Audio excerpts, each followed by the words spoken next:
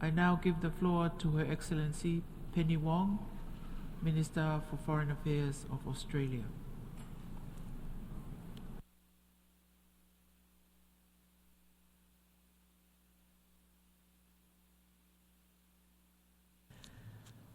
President, friends, steeled by the horror of the most catastrophic conflict in history, humanity forged our United Nations.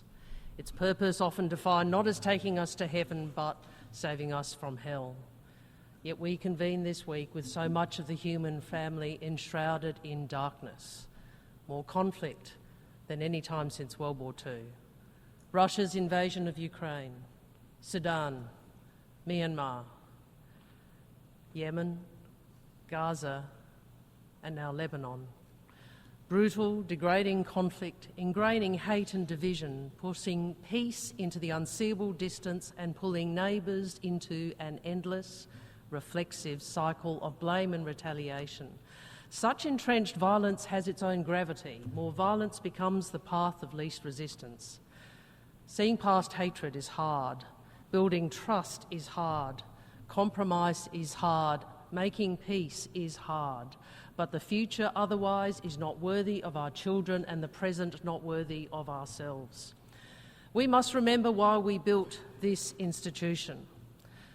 The United Nations system is where the world comes together to agree and uphold standards and rules to protect all of the world's peoples and the sovereignty of all nations.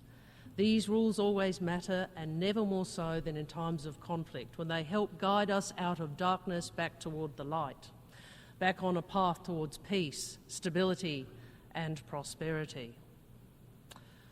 Not long after we last gathered here, Israel was attacked by the terrorist group Hamas, which killed 1,200 people.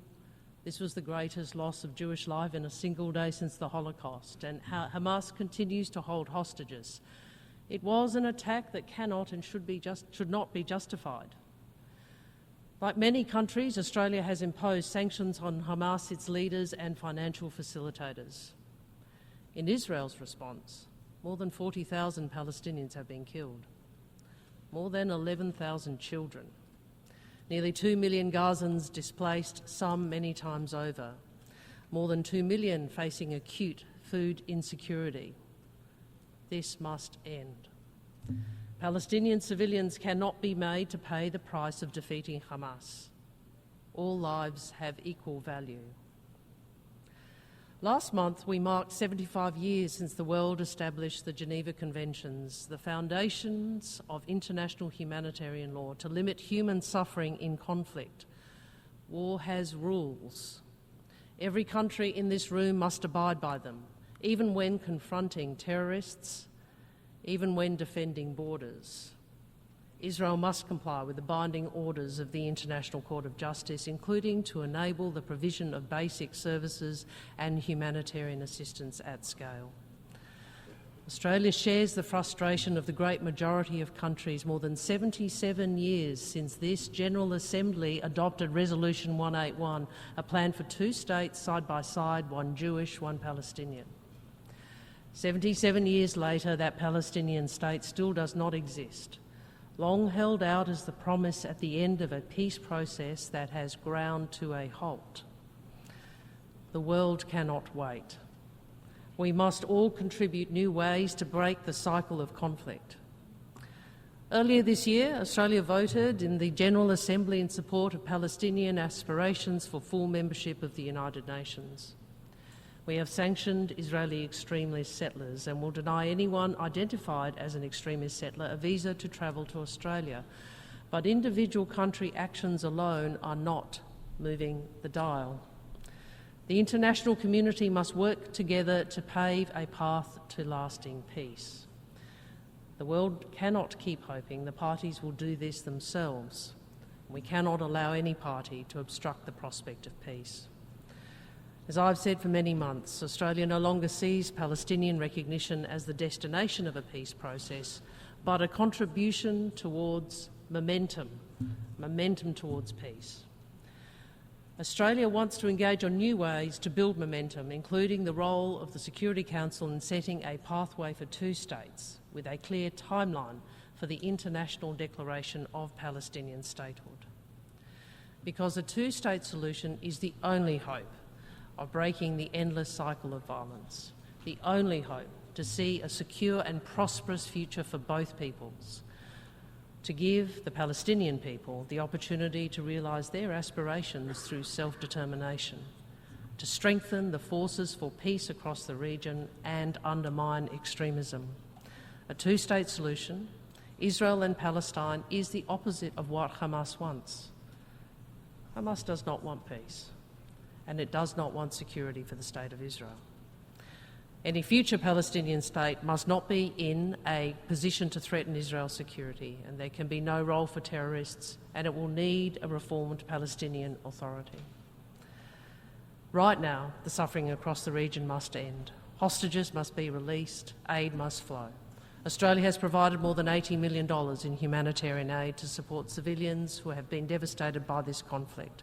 But humanitarian aid is not a long-term answer. It is now nearly 300 days since Australia and 152 other countries voted for a ceasefire, and today I repeat that call. Just as I repeat Australia's call for a ceasefire in Lebanon and for parties to fully implement Resolution 1701, Lebanon cannot become the next Gaza. We know Australia is not a central player in the Middle East, but we seek to be a constructive voice for peace and the upholding of international law, including the protection of civilians. In order to protect civilians, we must also protect aid workers who deliver the food, water and medicine civilians need to survive. Aid workers are the best of humanity. Their selfless devotion to improving the lives of others should not cost them their own. Yet 2023 was the deadliest year on record for aid workers, and 2024 is on track to be even worse.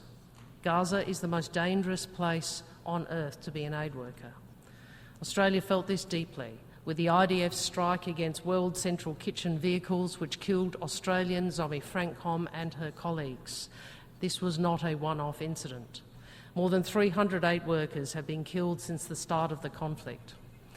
This week, Australia has convened a group of ministers to pursue a new declaration for the protection of humanitarian personnel. This declaration will be developed over the coming months to demonstrate the unity of the international community's commitment to protect aid workers and to channel that commitment into action in Gaza, in Sudan, in Ukraine and in all current and future conflicts. All countries will be invited to join the declaration, and I want to thank my fellow ministers from Brazil, Colombia, Indonesia, Japan, Jordan, Sierra Leone, Switzerland and the United Kingdom, and the humanitarian leaders who have partnered with us in this. As Zomi Francom's family said this week, people like Zomi are rare, and their bravery and selflessness should be not only celebrated but protected. They can't be brave at any cost. The world's peoples are counting on all of us here to rededicate ourselves to international humanitarian law and the rest of the rules we have agreed to preserve peace and security. Russia continues its vicious assault on the people and sovereignty of Ukraine in flagrant violation of the UN Charter. Aside from terrible damage and loss of life in Ukraine, Russia's invasion is also propelling the global crisis in food and energy security, raising the cost of living for working people all over the world. This year, we saw Russia end the mandate of the Security Council's panel of experts on the DPRK after 14 years of unanimous support. The DPRK continues its unlawful activities with impunity, conducting illegal arms transfers to Russia and threatening our region, including the Republic of Korea and Japan. And we are concerned that Russia is sharing nuclear and space information and technology with Iran. Rules are being blurred, undermined and at times blatantly violated.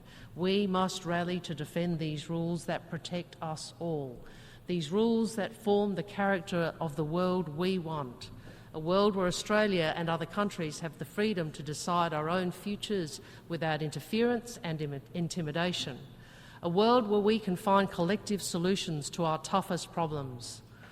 These problems are evolving and changing. But the commitment of some states to the rules underpinning the international system has not evolved for the better. Whether cyber attacks, interference, disinformation or economic coercion, some states circumvent the rules, putting further out of reach collective approaches to counter new and emerging threats. Pressing challenges like climate change, technology, poverty, reform of financial architecture and increasingly necessary peace-building work. We need reform of the UN system to better serve us all. But reform cannot become a means for disruptors to dismantle protections for smaller countries. No state should pretend the rules don't apply to them. Ignoring international rulings, using might over multilateralism, ruling by power alone, not by law, favouring impunity rather than facing accountability, forcing outcomes by economic coercion or military muscle rather than on the level playing field we have established so carefully.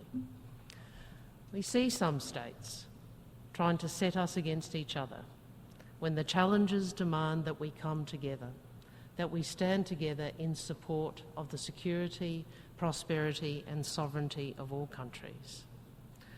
Australia has a different vision for the world, one where no country dominates and no country is dominated. When disputes inevitably arise, we insist those differences are managed through dialogue and according to the rules, not simply by force or raw power. It's why we have consistently pressed China on peace and stability in the South China Sea and Taiwan Strait, and why we have welcomed the resumption of leader and military-level dialogue between the United States and China. Some countries may dismiss the rules as a Western construct. Well, our Asia-Pacific region tells a different story. Take the agreement between Vietnam and Indonesia to delimit their exclusive economic zone after 12 years of negotiations, an example of how long-standing maritime disputes can be resolved in accordance with international law. Take Vanuatu's landmark International Court of Justice initiative on climate change, or Fiji and Solomon Islands maritime boundary agreements. Take the Bay of Bengal arbitration, where states peacefully resolved long-standing and sensitive claims under UNCLOS, the UN Convention on the Law of the Sea. Or Australia and Timor-Leste, initiating the first ever compulsory conciliation under UNCLOS, leading to the resolution of our maritime boundary dispute. We see it in the Philippines' decision to go to the arbitral tribunal constituted under the UNCLOS and its unanimous clear ruling in the South China Sea arbitration between the Philippines and China, which is final and binding on the parties. These cases in our region illustrate how international law has been built, defended and promoted by small and medium countries from different traditions. The countries of our region have embedded the rules that serve us all, and we make an ongoing contribution to maintaining and promoting them. And together we want to pursue peaceful ways to resolve disputes. We know this doesn't happen on its own. All of us help make it happen. Australia is doing this by being active, by exercising agency, and by contributing our efforts to the balance of power in our region and in the world. Our candidacy for a non-permanent seat on the Security Council for the term 29 to 30 reflects our deep commitment to contributing to international peace and security. The Security Council is a foundation of our collective peace and security, but we must reform it. Australia wants greater permanent and non-permanent representation for Africa, Latin America, the Caribbean and Asia Pacific. This body must represent the world as it is in the 21st century. We must also reform the peace-building and conflict prevention architecture. It's not working. That will be the focus of our coming term on the Peace-Building Commission. We will support national prevention strategies in our term, essential for local peace-building, and we are providing additional resources and staff to the PBC's support and secretariat bodies. We will increase our voluntary contribution to the UN Peacebuilding Fund to $15 million a year because we are committed to doing all we can to de-escalate and prevent conflict. We do this by responding when we or our neighbours are coerced or have sovereignty threatened. We do this by supporting our region's security, as we did at the Pacific Islands Forum this month when we stood side by side with Pacific leaders to announce a Pacific-led, Australia-backed Pacific policing initiative. We do this by backing the call of Fiji's president for a cessation of ballistic missile testing in the Pacific. We do this by combining reassurance and deterrence, by working with our friends and partners openly and transparently, so no potential aggressor thinks the pursuit of conflict is worth the risk. But there is so much more to do. Friends, for peace to be truly durable, it must be built by and for all of society, including women. Yet here in the world's premier peace forum, only about 1 in 10 speakers at this dais so far this week have been women. Gender equality is a primary predictor of peace, even more so than a state's wealth or political system. And that is why Australia champions the Women, Peace and Security agenda. We support initiatives we know are working, like the Southeast Asia Women Peace Mediators, who link stakeholders to enhance the potential for constructive dialogue, like the Pacific Women Mediators Network, a locally led, vibrant, inclusive platform to support women's political leadership. And earlier this week, with Germany, Canada and the Netherlands, Australia invoked Afghanistan's responsibility under international law for the violations of the rights of women and girls. The Taliban have erased women from Afghanistan's self-portrait, effectively imprisoning half their society's population immediately halves their country's potential, depleting the soul and the prospects of a nation. Any country that wants to develop fully must encourage the full participation of all its people. So we can't pursue only parts of the 2030 agenda. We must achieve all of the Sustainable Development Goals. And yet, with just over 5 years to 2030, over a third of the SDGs are stalled or regressing, and finance targets are not being met. In times of scarcity, we need every development dollar to count. And this is why we need to strengthen the global financial architecture.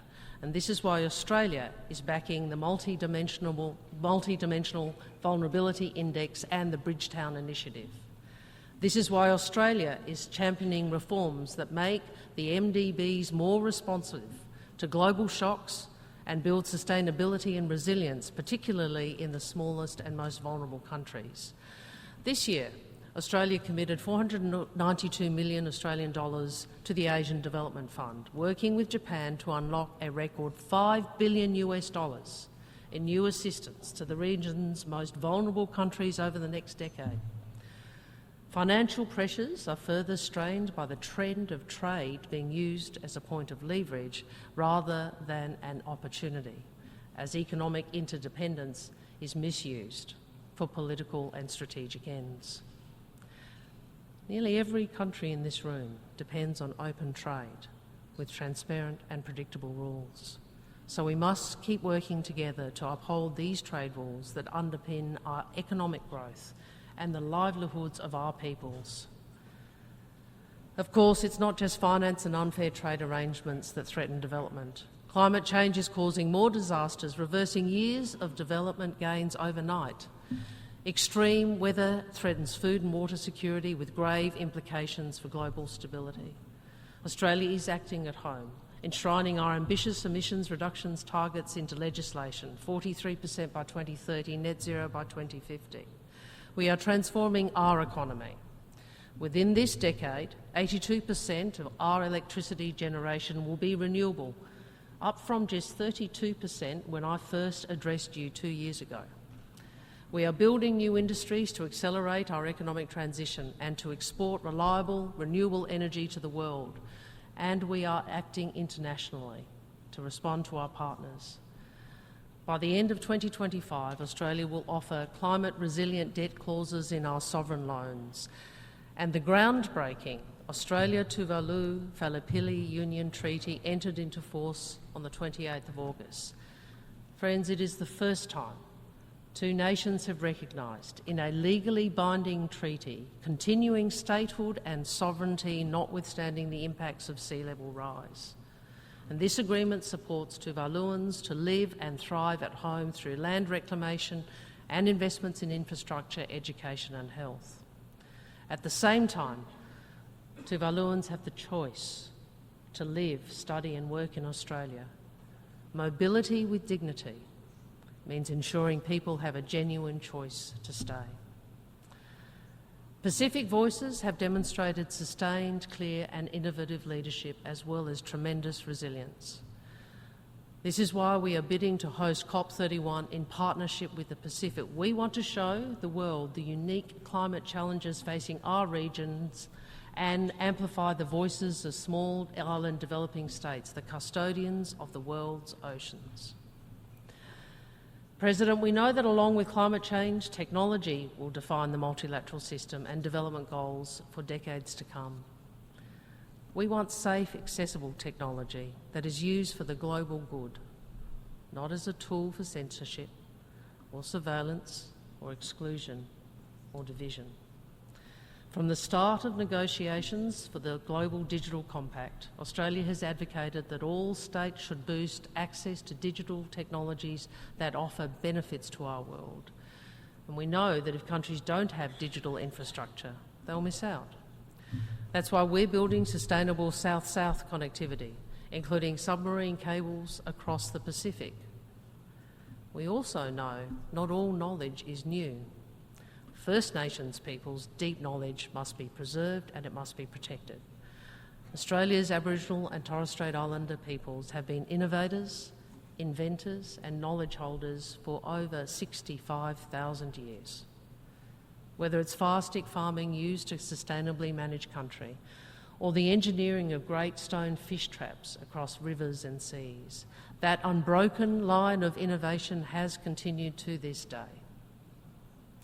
Earlier this year, Australia's Ambassador for First Nations People helped bring countries together to finalise the World Intellectual Property Organisation Treaty on Intellectual Property, Genetic Resources and Associated Traditional Knowledge.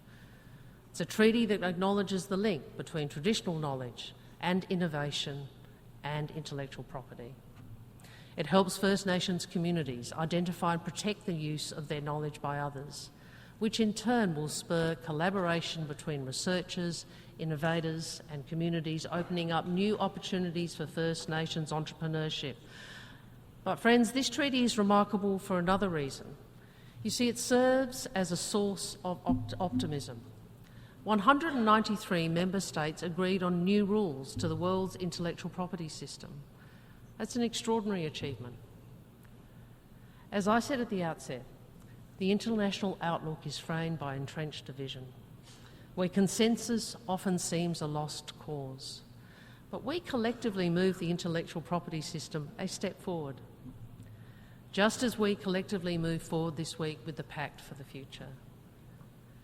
And these recent wins remind us of the gains we've made that we all need to protect, of the ways our lives are better because of the United Nations, of the ways our world is better because of our collective contribution to the international system. It promotes economic development and makes trade more fair, together supporting job creation, overcoming poverty and enabling small and medium countries to resist coercion. It guards against the spread of nuclear weapons. It sets the standards that keep food safe. It assigns the satellite orbits that take the internet to the most remote reaches. It sets the standards that keep 120,000 flights and 12 million passengers safely in the sky every day. It is resolving and preventing conflicts in 53 peacekeeping and political missions. And each year, it saves more than 350 million children from malnutrition. And most of all, let us always remember this. We are collectively descended from people who lived in a harsher, more dangerous world, who built this UN system to confine horrors of the past to history and to give us all a better life. We have no option and we have no excuse but to find a way through our challenges today, immense and intractable as they are. we must work together. We must drive change where it is needed transparently, together. We must drive change to include all the world's peoples, to deploy the collective agency this forum provides so we combat climate change, poverty and coercion, so we negotiate peace. President, friends, we must not allow others to divide us for their own gain, to dilute the protections that are inherent in the UN Charter, that are codified in the Geneva Conventions. Rather, we have to reinforce those protections in the interest of all states and civilians. That is what Australia is for. A peaceful, stable, prosperous world for all, where sovereignty is respected and where civilians are protected. I thank you.